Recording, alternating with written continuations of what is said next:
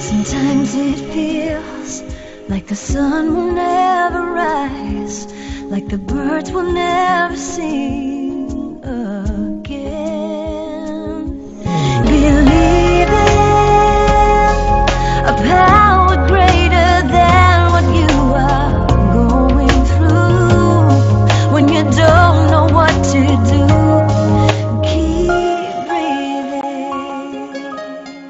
That's right, keep breathing. I'm telling you, from the city of Los Angeles, City of Angels, and the Big Apple in New York City. Welcome to all my listeners out there in Radio Land. I'm Dave, the Caregiver's Caregiver, at caregiverdave.com, along with my lovely co-host Adrian Gruberberg at thecaregiverspace.org.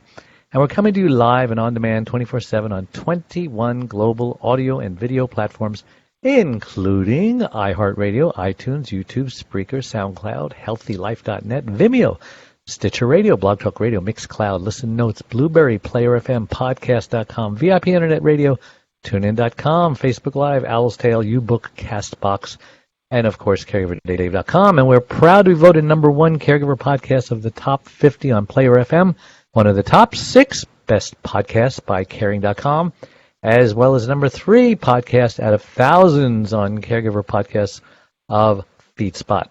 And we have an exciting show planned for you today, don't we, Adrian?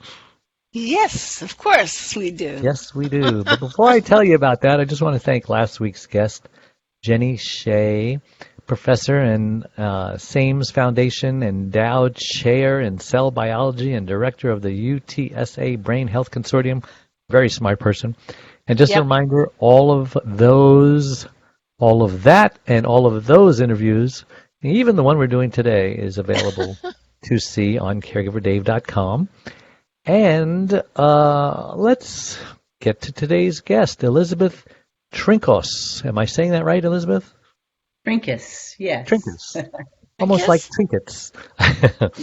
And she is a master life coach, founder and president of Pinnacle View. She's helped thousands of clients worldwide over the past 25 years learn that self-care is paramount for living a fulfilled life. Yeah. She's a certified workshop leader of the Louise Heal Your Life Principles. That sounds interesting. A certified success coach and trainer of the Canfield Success Principles, and holds a degree in counseling. And with her new book, podcast show, her new book and her podcast show, Enough Already. That's a good name. Yes, like you are. Oh, no, wait, I didn't say it right. Enough Already. Yes, you are. There you go. Elizabeth shares real-life solutions for you to wake up to your most authentic self and live with more joy, satisfaction, creativity, and inspiration. And we're going to talk about her and her new book and everything about that. And we've kind of titled this show 3 Steps to Taking Better Care of Yourself, especially during this terrible time we're living in. It's almost as bad as 9/11. You're in New York, Adrian. Would you say it's almost as bad as 9/11, or are we there yet? Oh, we're there. It's worse than 9/11. Yeah, the stock market is worse than 9/11. The airlines are worse than 9/11. The empty shelves are worse. There's a lot of stuff that's worse than 9/11, even in New York. The mindset, though, is totally different. We've all sort of pulled together, and we're working, on keeping things as calm as possible, taking every precaution. But the mindset on 9/11 just completely changed the whole world. Yeah, it's like the terrorist now is invisible. Absolutely. And how do you get mad at a virus? Now, some people say that people are getting mad at the Chinese. I don't see that. I mean, it could have started anywhere. And who knows where it started? It could have started in one of our labs somewhere, some secret weapon. Started in a Chinese laboratory. Yeah, because, countries just want that secret weapon, the virus that nobody has an antibody to, so that we can threaten you instead of with a nuclear bomb and destroying all your cities. We can kill all the people and keep the cities. Mm-hmm. How sad. But you know what? Like, what was her name? Petula Clark sang in the 60s, Love Child. What the world needs now is love, sweet love. Just isn't enough of it, or something like that. I Well, thought let's that was go. Dionne Warwick. No, that was Petula Clark. Wasn't it? Yeah, Petula Clark. I know my I'm going to songs. look it up. You look it up. Maybe we should place money, place a bet on this one. I see an opportunity to make $5 or a lunch or something. Okay, lunch. Next time I'm in New York, we'll have lunch.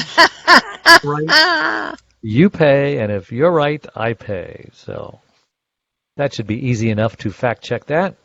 All right, enough of Yes, I'm gonna mute myself for a minute. that. She'll do anything for a free lunch. Okay. Welcome to the show, Elizabeth.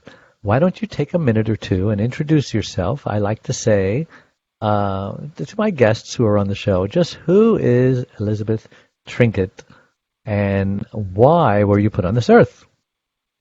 Oh, I like that, Dave. I'm Mm-hmm. Elizabeth Trinkus. I live in Trinkus. I forgot Chapel the S. Hill, Chapel Hill, North Carolina, Mm. and I was put on the earth to remind people of their true essence, that we're not our limiting beliefs, that we are enough already, and that Enough we already. can truly take care of ourselves. And I've been doing it for Yeah. 25 years. My company is Pinnacle View, and I do it through retreats. I do one-on-one phone sessions all over, and I host workshops. And I love doing these interviews. And just, if I can share a tool that makes a difference to somebody else, that brings me a lot of pleasure. And that's why I'm here, and grateful to be here, Dave and Adrian. Oh, nice. And we're grateful to have you. So, yeah, explain to us, since our audience are burned out caregivers, some fried to a crisp, what is your expertise in helping caregivers? Were you one at one time and still are, or what? I Tell us about that. have been it's not what I do full time, but I have been a caregiver. I was helping my father when he was sick for a long time and transitioning. And I was helping an elderly friend for about 13 years who had no children, and helping her. And I teach separately from that the idea that self-care is so important. Every single one of us, and especially for caregivers, because caregivers are giving it all, and they're using so much of their energy and, of course, time. And it's so key that they take time for themselves and take care of themselves when it feels like there is no time. And that's why I'm here today. And I've got a few tips that can make a difference. They're simple but powerful. It's not that we haven't heard these tips, Dave and Adrian. It's that we all need reminders. We all need routines, especially for caregivers, a routine that has a window for them. Okay. And we are broadcasting simulcast on Facebook Live. Were you able to share that, Elizabeth, or didn't have a chance? It's not showing up as an opportunity to share. Is it showing up now? And does it say share? And you did like us, right? I liked you, of course, and it doesn't show to share. Well, you'll have an opportunity when it's over. It just won't be live then. Oh, okay. And all of you Facebook people, if you want to come on the call, I usually put in the phone number to dial. Let me see if I've got it really, really fast. The phone number to call to be part of our group. You should put that on the screen all the time. I should figure out how to do that. You should have it on the screen all the time. That's what I did when I did the Grim Tube. All right, you're in charge. 408, dial 408 area code 740-7256 and your meeting ID. And I know these are long numbers, so hopefully you're writing it down. That's why we need it on the screen. 161-474-839. I'll do it one more time. 408-740-7256. And the meeting number is 161-474-839. 839. All right. So, who did you say you were caregiving? I'm sorry. You said you've So done it on occasion, right? I have for quite a bit of time in the past. I'm not right now. Was it a And relative? Was it paid? um, I was helping take care of my father for Okay. about a year. I wasn't a paid caregiver. What I found most helpful looking back, not during it, but looking back, the idea of releasing control, because I wanted to fix it and I wanted to make it all better, and I couldn't do that. And the idea of releasing what I couldn't control, when I could remember it, was really helpful. And the idea of acceptance was helpful. And acceptance doesn't mean we like what's going on. It means we accept what's happening, and it allows us to contain our energy a little bit better. And I did that with my father, and also an elderly friend who recently passed, who didn't have kids. I was power of health attorney for her and in charge of all of her, of course, choices medically and doctor's visits and everything. And same thing, the idea of releasing what you can't control, and the idea of acceptance, and the idea of myself having support too. So talking to somebody is so key, because we can feel really, really isolated when we're taking care, when we are the caregiver, and it can be very isolating, and we can feel like there's no time also. So the idea of reaching out, which I had the practice of doing, but it took me a while to do, really, really made a difference. And I can't emphasize enough the idea of going out and walking in nature. It's so simple. Doesn't have to be long, but just the idea of getting fresh air, being in nature, it really, really, it clears our head, and it refuels us. And caregivers need refueling. Yeah, like my battery just died right now because it was flashing at me before I came on the show. 2%, 1%, Danger Will Robinson. And I don't know why I didn't listen to it, and now it's just dead. And I don't have a cord with me. I'll have to do it during the break. So my question to you, let's talk about some of the tips. So I understand from reading some of your stuff that there are actually tools that a caregiver can use, like a bunch of them in a tool kit, in a tool belt, to lower things like guilt and to take time for you. Guilt is really bad. So give us a whole toolbox kit of tip number 1 on the tools to lower your guilt and take time for you. Good. Well, guilt was going to be my number 1. And when I host retreats and people take time out of their lives to take care of themselves, they often feel guilty, that they shouldn't have done that, they should be with family members, etc. And we remind each other that just because we feel guilty doesn't mean we are. That guilt has been passed down. Undeserved guilt, yes. Yes. It's been passed down for generation after generation. It's not anyone's fault. It's just an old familiar pattern that's not working for people. And so the idea of recognizing the guilt when it shows up and reminding yourself that you're doing the right thing, what helps at my women's retreats, what helps them is for them to take it out of context, and would they think their best friend should feel guilty for taking this time for them, for self-care? And everyone immediately says no, or I'll often ask them to think about the person sitting next to them who they've just met. Do you think they should feel guilty for being here now and taking this time to refuel and to recharge and to learn tools to really feel good in their life? And of course, they're like, of course you shouldn't feel guilty. So it helps when we take it out of context and not obey the guilt. If we obey the guilt, we'll find ourselves not going on retreats. We'll find ourselves not taking care of ourselves. We'll find ourselves putting in more time than we have for our own good, if you will. because we're obeying the guilt. And so it's something to really be looked at, and you stop and look at it and examine it and remind yourself you're not guilty, just like you would tell a friend. And the more you do that, the more you're going to feel it. Unfortunately, it's not a flip of a switch. We wish it was. We wish the guilt would just snap and go away. It's not going to, but it gets smaller. The only reason it's there so big is because we've fed it, and the previous generations have.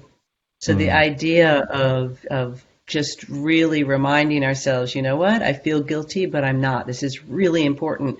And when you take care of yourself, when a caregiver takes care of themselves, they come back and they've got so much more to offer, and they've got so much more patience and so much more true, the love coming from their heart, the compassion that has them have this as a calling to begin with. There's so much more of that. So it's really key to really examine the guilt and to shift it. That would be number one.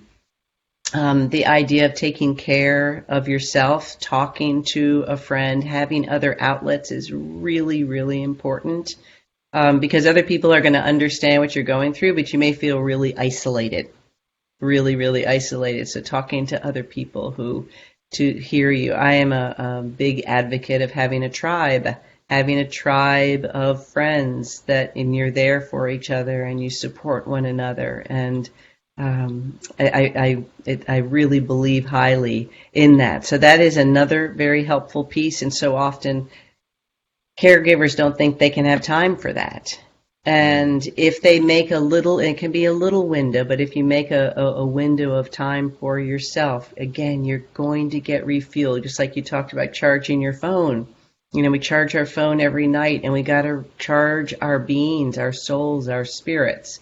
We take our car in regularly for a tune-up. Our souls need a tune-up on a regular basis, or we really, really experience burnout. And we forget that, and we're really good at pushing ourselves to the limit. So how might we stop? I call it SNL, not Saturday Night Live, but stop and notice and shift to love and compassion for yourself. It's a quick way to remember it, S, just stop, and the N, notice, and the L, shifting to love and compassion for yourself.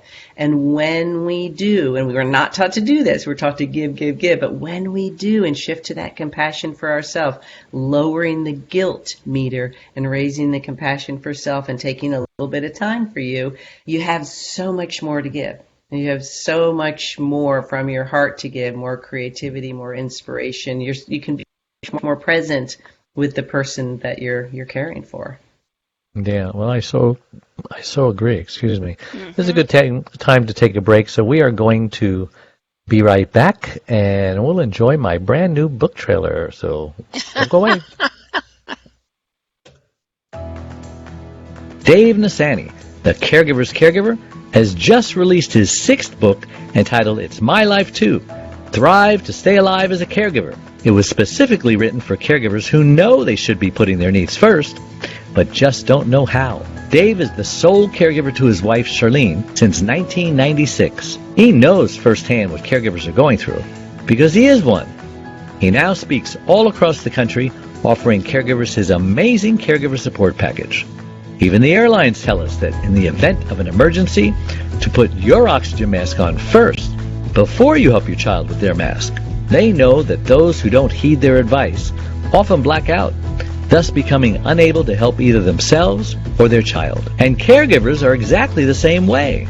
It's My Life Too, Thrive and Stay Alive as a Caregiver will help caregivers who are neglecting their sleep, diet, and social life and learn to put their needs first.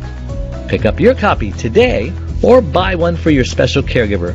On sale everywhere and at caregiverdave.com.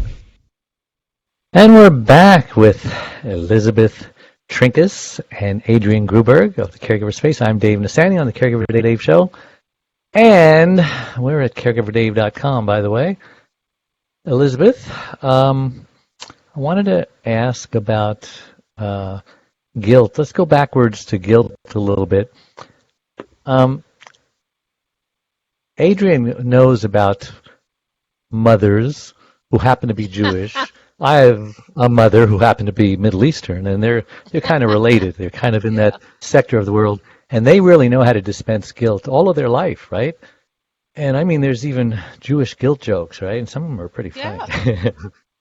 Yeah. How do we determine whether this guilt that we're feeling? I like what you said. I'm going to steal that. If you're feeling guilty, you may not be. How do you know if the guilt that you're feeling is really deserved or undeserved? I mean, can you be unsure? Like you go tell someone, I'm really feeling guilty about this because I'm doing this, and someone says that I shouldn't because of this, and I don't know. I mean, maybe they're right. What do you do about someone who's wishy-washy like that and undecided?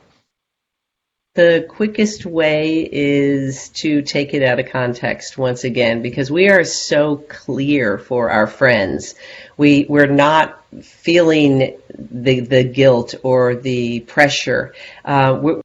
We have such clear advice for our friends. And so when one takes it out of context and you think of your best friend and should they feel guilty for, hey, it's my life too, I'm going to take time for me, you know that it's a really good thing to do. You know they're probably feeling guilty because we've been taught it, not because we are, but because we've been taught it. And people, it's just passed down, and people don't know how not to teach it, but we're learning how. Those that want to be more conscious and aware of what they're telling themselves, we're learning to notice and shift. It's not about not feeling guilty. I can't emphasize that enough.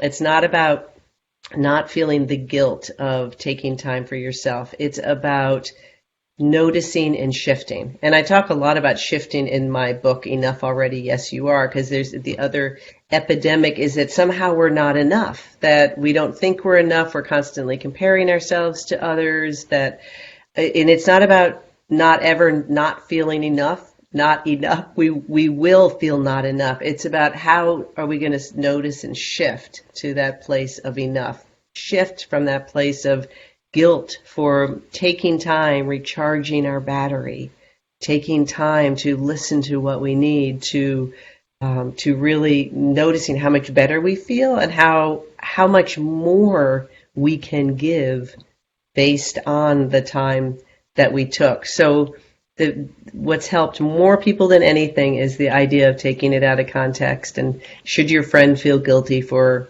taking this time for them to retreat, to recharge? I like that. Yeah, that was nice. So when you were caring for a friend, did you actually ever burn out yourself? And what were your symptoms if you did? Because most caregivers do burn out. I know you weren't. How long did you say you cared for your father again? Well, my father was just a year and a half, and it wasn't full time. So my lessons from helping my father before he transitioned was really about letting go of the control of the situation.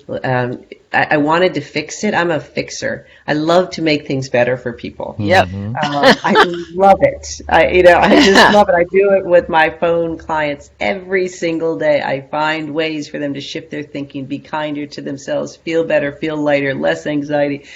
And I wanted to do that for my dad, and I couldn't.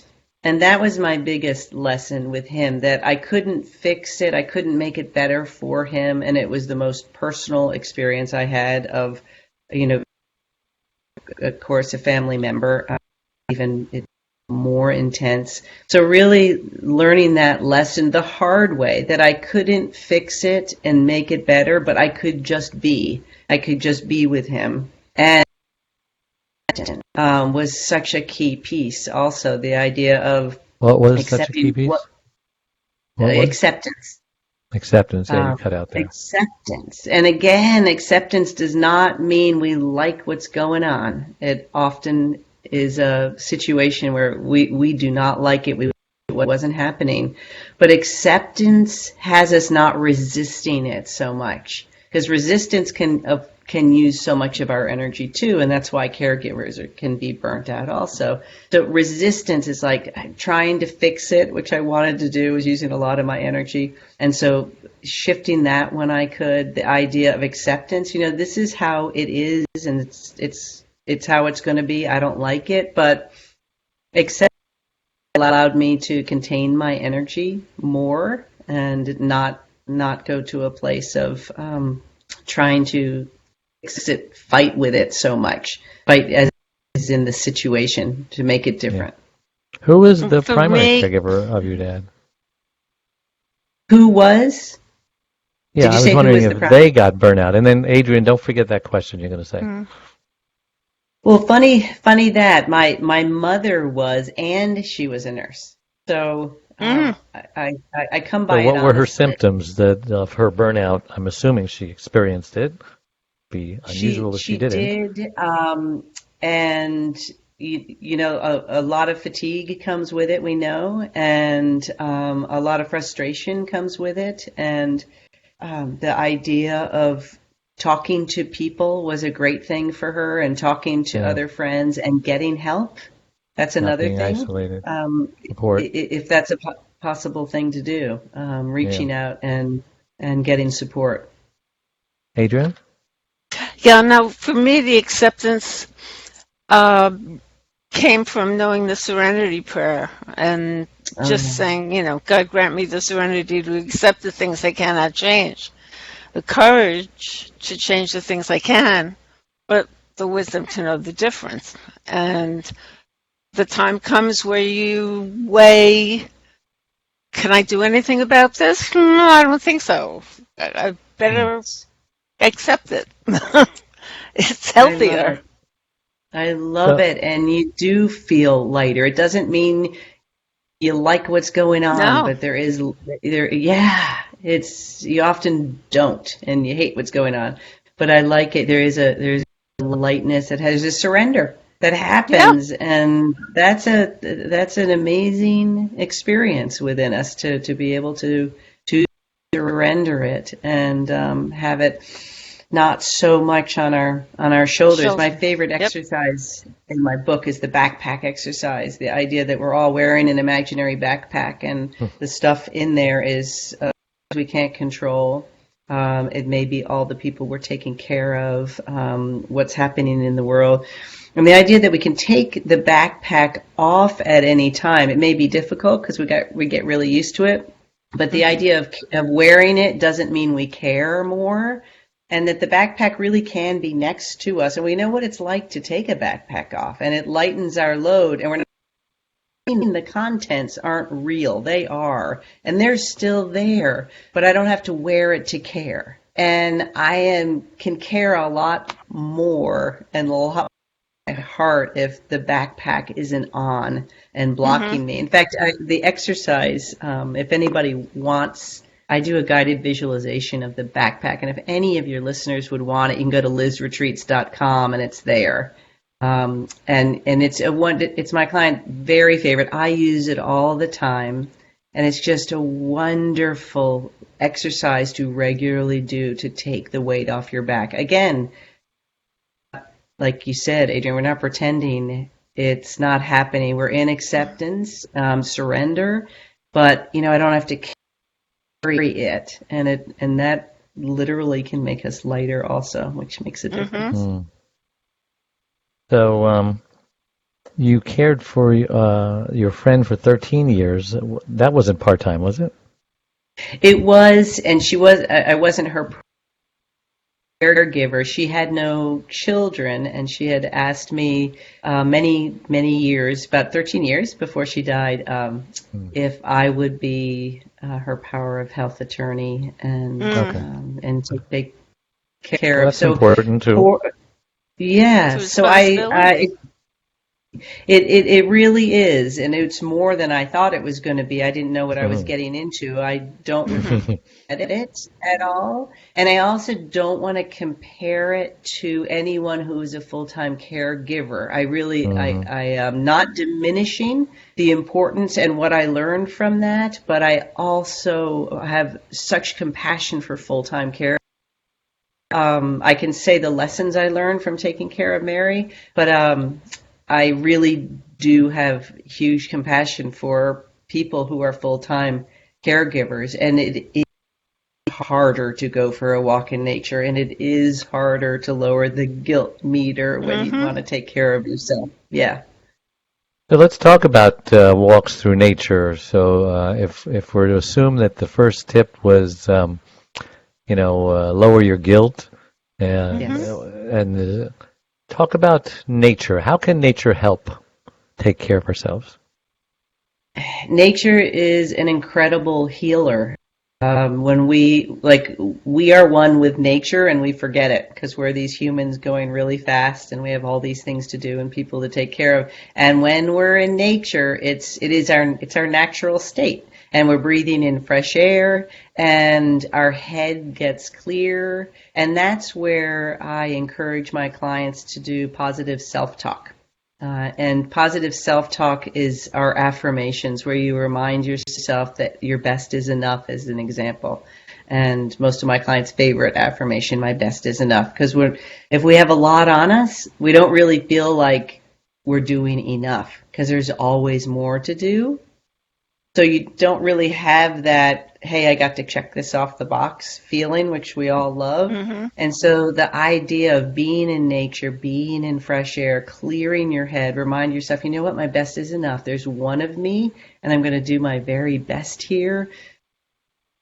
Again, it's refueling. It's what we're wanting when we are going, when we're taking care of it. We want to refuel. It's an incredible, simple way to refuel and to recharge. And it gives us the opportunity to feel more grounded and get out of our head where I got to do this, I got to do more, I'm not doing enough, anxiety. And it gets us grounded all the way to our feet. We're walking, we're feeling more grounded, we're feeling the earth beneath us.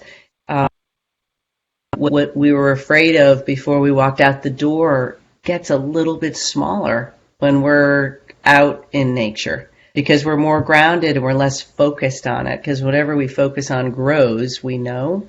And so the idea of, taking a little break for ourselves and getting grounded can really clear a lot of anxiety, can remind us that we are enough already, and can be a really great shot in the arm.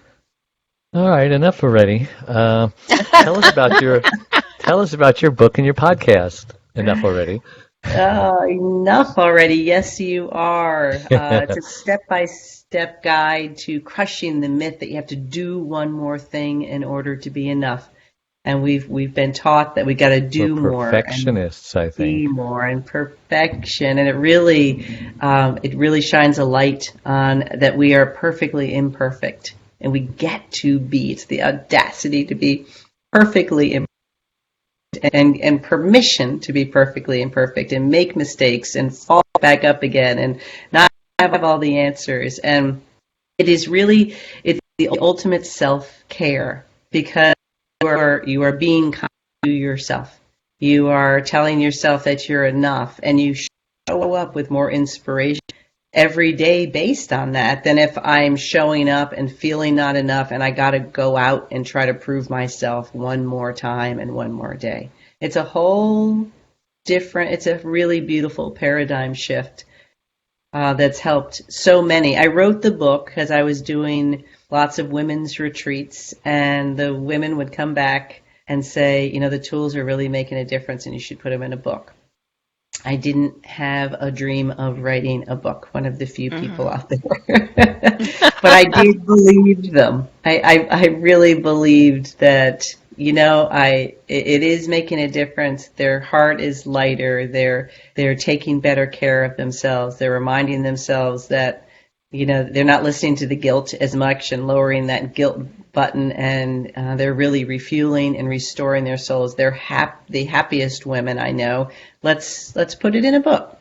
So I gathered all the tools and stories and wrote some of my story in there of growing up not feeling enough in every area of my life, being, etc., and how and my transformation in there, and other clients' transformation, filled with good tools to, again, help us remember that we are already enough right here, and we can learn and grow from that place.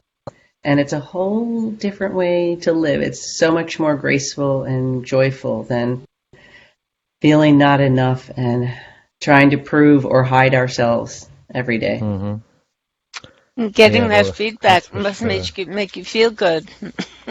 Yes. Yes. And it is a weekly podcast now, and I interview people every single week and ask them how. There's two characters in the book, Doubting Dottie and Believing Betty, and they live within all of us. So Doubting Dottie or Danny, and Believing Betty or Bobby, and the idea how we can shift from that doubting part of us to that believing part in us. And so I ask every person I interview on my show, how do you shift, from that doubting place to the believing place within you, and what happens when you do? And I talk to all different kinds of people as you all do, and it's wonderful because listeners hear something different from each person that makes a difference, and that's what we're here doing. Yes. Well, that's good. It's so important for caregivers to understand who they are. Really has nothing to do with what they do, right? Yes. Because Adrienne has this group where after caregiving, your caregiver's gone, and maybe you are a whole bunch of things, but you've been consumed with what you've been doing, caregiving, and now the person is gone, and your whole identity is like lost. It's just, well, I've been caregiving. Am I a caregiver? No, I'm a bunch of other things. How do you separate who you are from what you do? Yes. Well, it's such a great point. I'm glad you're bringing that up, because that is absolutely key, and it is the idea of really knowing oneself and getting to know oneself separate from what they do. And how do you do that? Yeah, great question. I work with caregivers. I work with moms whose kids go off to school and they're like, "Wow, who am I? I've been a mom for 18 years." The empty nest syndrome. Yeah, and it's the idea of stopping, taking time for you. You'll feel guilty doing it. Do it anyway. And finding out who you are and what do you like. And it's simple steps, but they know what everybody else likes. They know what everyone else's favorite pizza is. They know how everyone else likes their clothes folded. And it's like, who are you? It's the runaway bride. Remember, she didn't know what kind of eggs she liked, because she always liked the fiance's eggs, and so she just laid them out. Okay, here's 10 different kinds. I'm going to eat every single one. I'm going to decide which eggs I like. Exactly. I think that, Dave, it's time for a commercial. Thank you, Adrienne. Well, why don't we take a break? Because Adrienne said so, and we'll be right back. Don't go away. We are a community of caregivers that understands and supports you wherever you are in your journey. We are a place to connect with other caregivers, but more importantly, a place to get practical, actionable help. There are lots of ways for you to get support. First of all, you can download our welcome pack. This will get you started on your Thrive journey. Next, you can ask and get answers to your questions by posting them here in our private Facebook groups. You can also get live online support by attending one of our live weekly Connect webinars. You can get practical, actionable advice by listening to our weekly podcast. You can hear and read other stories about other caregivers' experiences.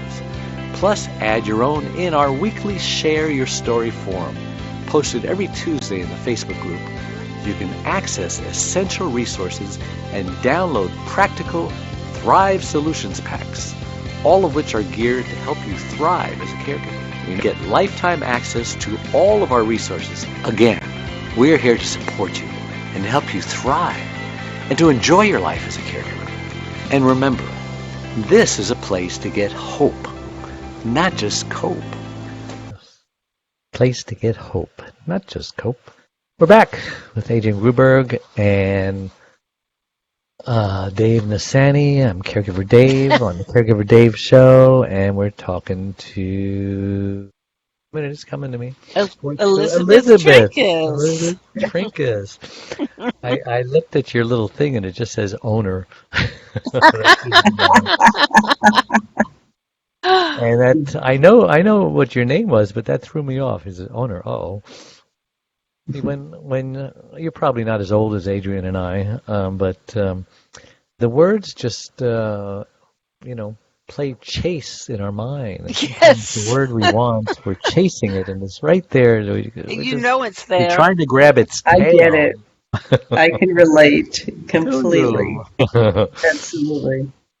Well, we're in the final third of our show, and I want to talk about having someone to talk to, moving energy, know that you're not alone. What is that all about? The idea of talking to people helps people relate. It lets them know that they're not alone, because it can be a lonely place to just being a caregiver can be really lonely. And so I'm a huge fan of having a tribe of people that know who you are, know what you're going through, you know what they're going through, and so and you get to check in with each other. You get to gather regularly. It's just I can't emphasize enough the idea of refueling our souls, recharging, because that's what helps us when we help others, and we're all in the business of helping others. But what if we're timid, and what if we don't kind of socialize a lot, and we just keep to ourselves, and you're an introvert, and you wouldn't even know where to find a tribe, and the very thought of it just scares you to death? Talk to that person. So I would encourage them to do more walks in nature, because that's going to help clear their head, and it's an outcome of talking with friends, recharging, feeling better. Walks in nature do that. And the other thing is to read really positive books that have positive messages, that are uplifting.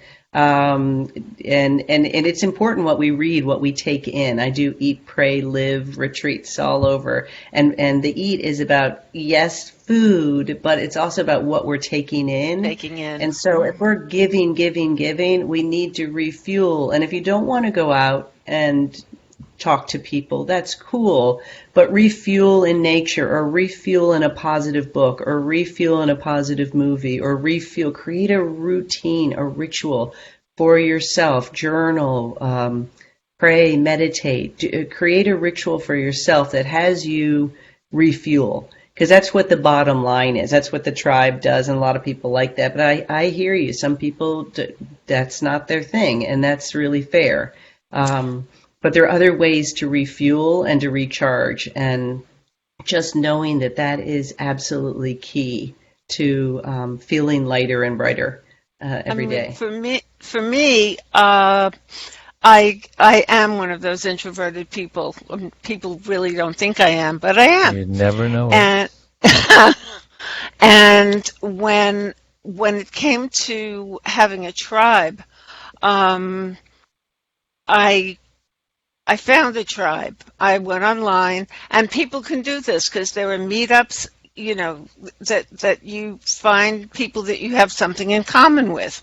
In some cases, there's an organization called WellSpouse, and they've got meetings all over the city. So if you're somebody taking care of your husband, or were taking care of your husband, they're in New Jersey, but they're a national organization. But what I did was I went online and found a support group, and this was a long time ago. This is what made me create the Caregiver space.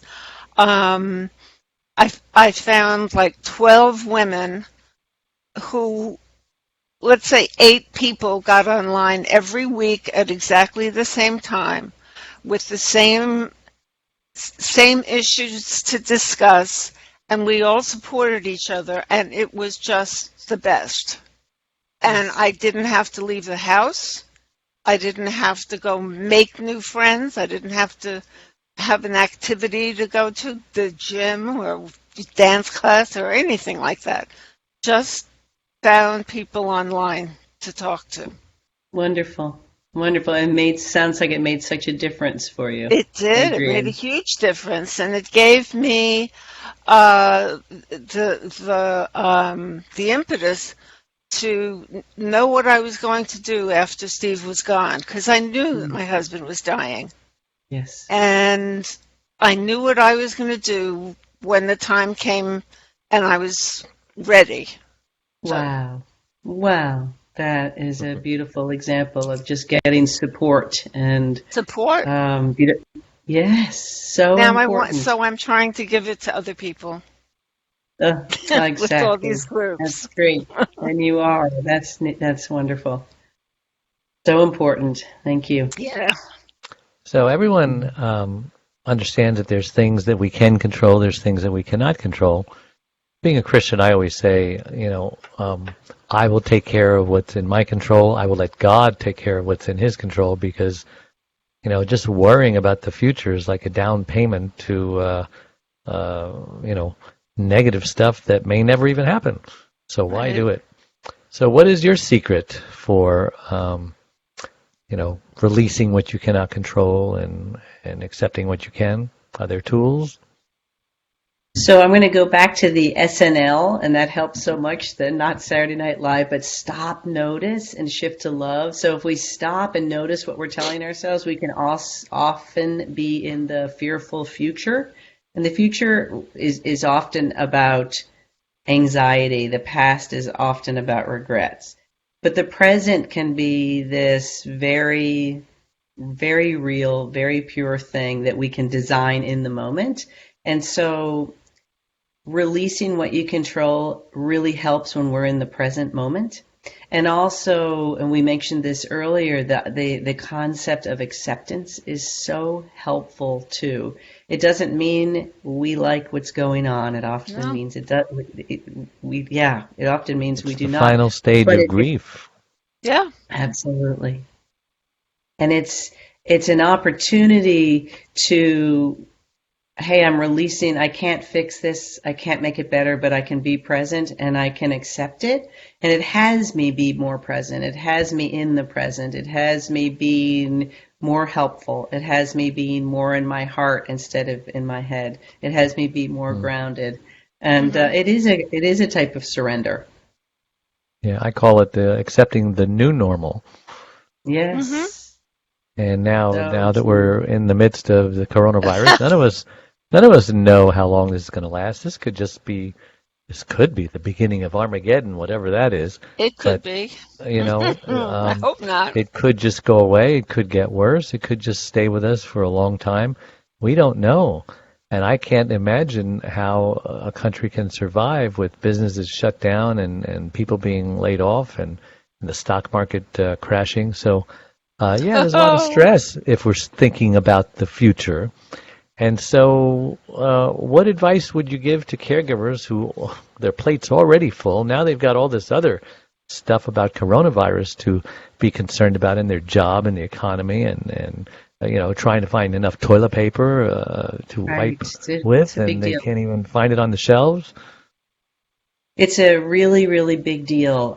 Remembering that what we focus on grows is really, really important. And if you're watching news all day, you're going to be a whole lot more fearful than if you get some news because you want to keep up with it. And then you're out in nature and you're breathing and you can come up with 3 things you're grateful for, as an example. So I'm not playing it down for a second, but I am. It is. And I'm not playing it down, but I am saying you're so much more powerful than you give yourself credit for. Every thought holds a vibration, and it's either fueling you, giving you energy, or it's depleting your energy. And it is a big deal of what's happening, and we get to be aware and take care of ourselves as best as we can. And we have the power and the opportunity to, again, be positive, shift to what is working in our lives, be open to the possibility that this is a temporary thing and it is going to shift as everything else has shifted in all of the world and all of the years. And we are going to move out of it. We don't know when. but it's what we focus on, like anything. And so it's really key, if you want to contain your energy and to feel more positive, to give yourself a break from the fear and anxiety of it, which is a shift, whether it's talking to somebody or, again, reading positive books, being in nature, things that's going to shift you out of here and into your heart. It's really key right now, and it's really medicine right now. Get out of your head, practice this mindfulness. We had a guest on a while back about that.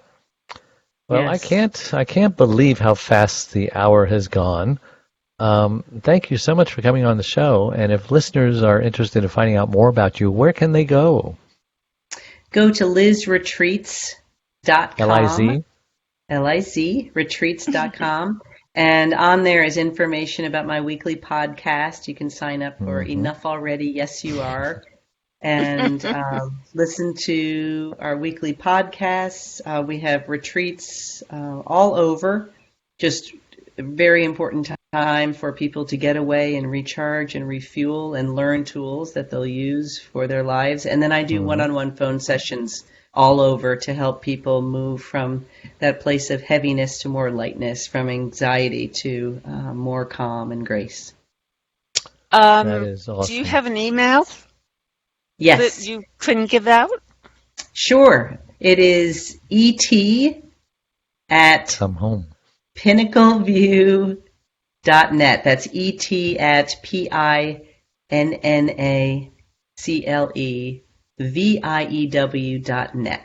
And that's on the website also. Where are you located? I'm in Chapel Hill, North Carolina, and my company is Pinnacle View. A shift in perception will put you on top of the world. That's wonderful. And Adrienne, how can our listeners find out who you are and what you do? I'm Adrienne at thecaregiverspace.org.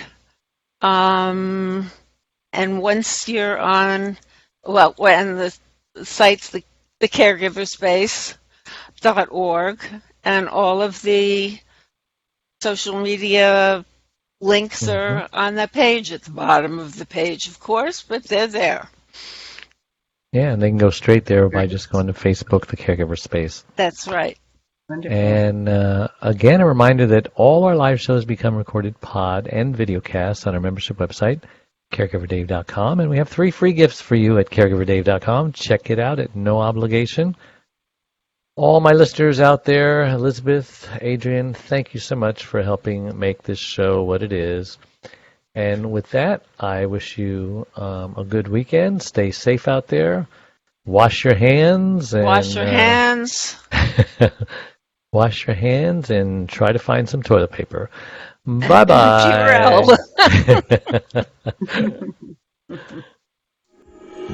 Sometimes it feels like the sun will never rise, like the birds will never sing again.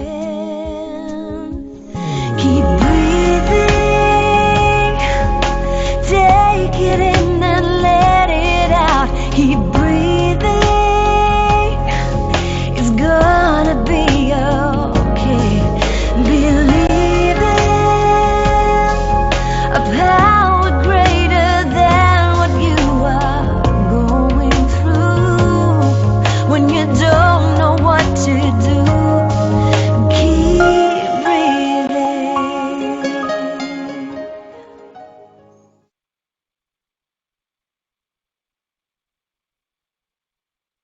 That was wonderful. Thank you.